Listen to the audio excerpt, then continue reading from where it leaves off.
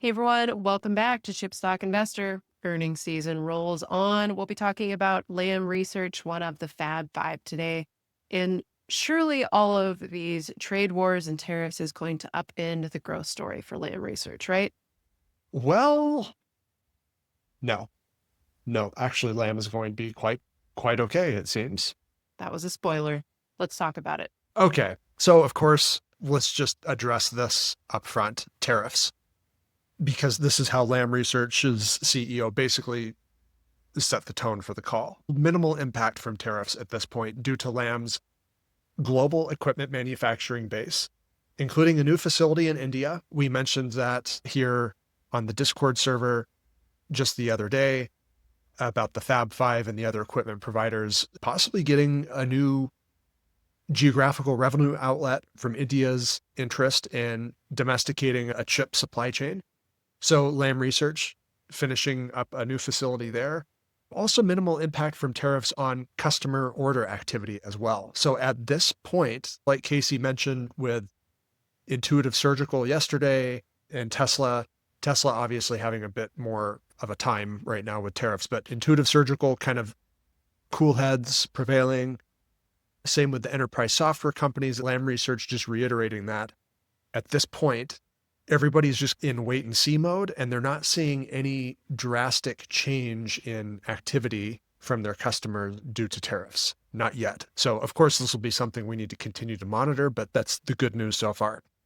Let's talk about Lam's financial guidance and then whether or not the growth, long-term growth plus income, the rising dividend and share buybacks industrialist story is still in play. We'll show you the high-level numbers here in just a moment, but this is something we called out with Lam Research about 2 years ago in one of our YouTube videos, and I think we continue to highlight. It's the CSBG revenue line, Customer Support Business Group, including the Semiverse solutions. They're probably getting some help from NVIDIA to build that digital twin product where fabs can basically design a new manufacturing line virtually before they spend all the money to actually do it in real life. Obviously, the equipment is expensive, but also installing it, making sure it works properly, all that stuff, IRL, very expensive, do it virtually first. This is a real strength for Lam Research, as it is for Applied Materials with their service revenue. We're going to show you a number of slides here from our friends over at finchat.io to help you get a better understanding of Lam Research's business. FinChat is actually running a 25% off sale starting on April 28th through May 1st. Check out our link below to get that deal. FinChat only does sales twice a year. So if you've been thinking about it, this might be a great opportunity. Again, 25% off any paid plan with our link in the description below from April 28th to May 1st, just a few days only. That's finchat.io/CSI. But Lam in particular, you see all the way on the right now, the last trailing 12 months through March 31st, 2025. The bottom part of the stacked bar chart there is the CSBG revenue. And it's essentially now at about 40% of the total sales. And so whenever you hear, let's maybe use Micron as an example, because that's a big Lam Research customer. You hear companies like Micron saying, we're going to be repurposing the existing equipment that we have in our fabs rather than buying brand new equipment.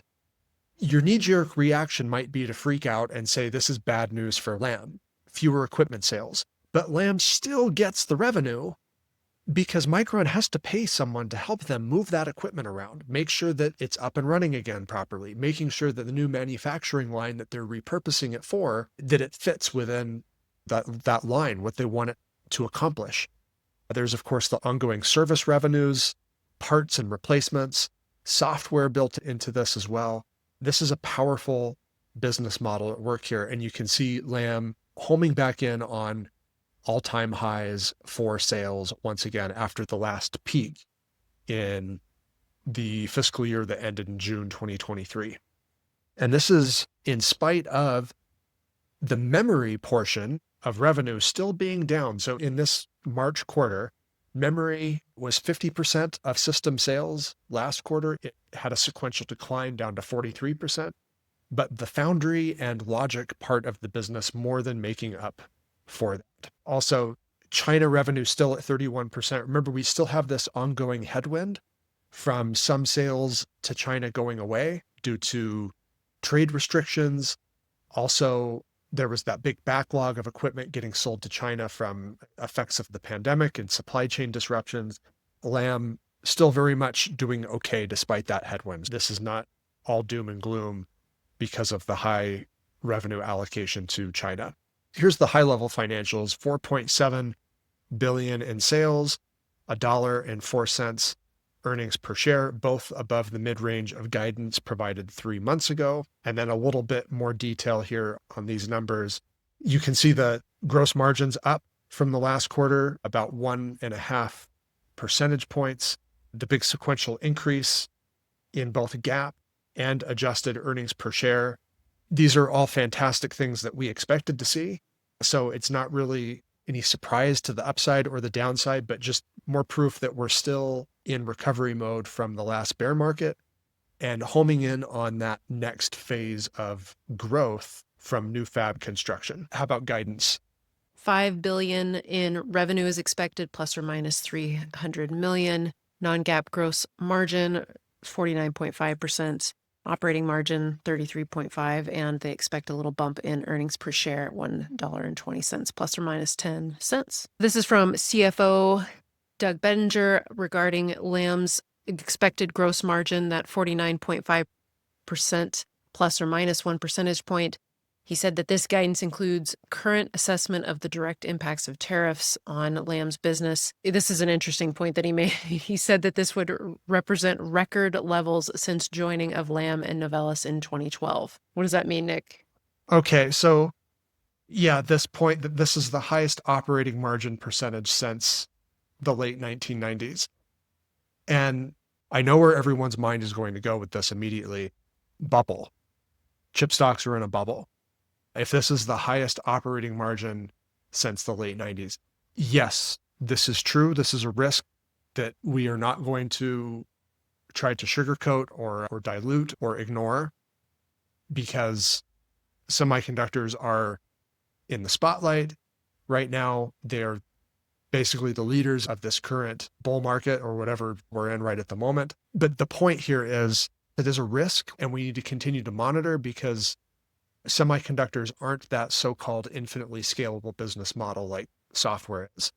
These are industrial manufacturing businesses, and so they are very sensitive to returns on capital and making sure they're deploying capital in the right place at the right time. However, I would also argue, though, while we're monitoring this as a potential risk, things have changed since the late 1990s. Obviously, the semiconductor industry is multiple times larger than it was 3 decades ago. And you could also argue more important to the world than ever before. Semiconductors are no longer just the realm of the IT sector. It is now wiggled its way into literally every nook and cranny of the global economy. So this is kind of going back to the operating leverage that we discussed yesterday with Tesla. This is a manufacturing-based business. The more you sell, it would stand to reason the better the margins get over time. It's obviously been a long time coming to get things back into the low to mid 30% operating margin range, almost 3 decades. But I would argue that before we automatically conclude we are in an unsustainable bubble. Here's a bit more on those record revenues and operating margins incoming. This is on a trailing 12-month basis there on the far right, still just shy of 30% operating margin, but that's obviously headed above 30% for the rest of this year. And let's close this out. Just a couple notes on the balance sheet. They did pay off that 500 million in debt that was coming due last quarter. So the balance sheet looks a little bit prettier than it did 3 to 6 months ago.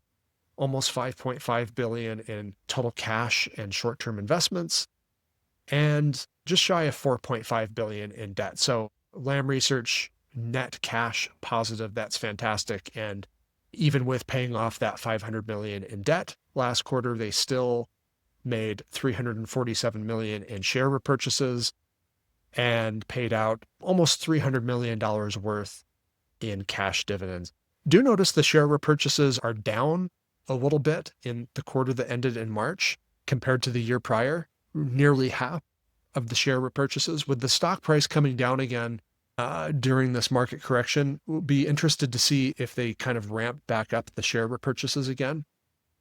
We're kind of the opinion Lam is probably undervalued again at this particular juncture, especially if you assume those big fab construction projects need to get filled up with new equipment here pretty quick. But that's where we're at with Lam.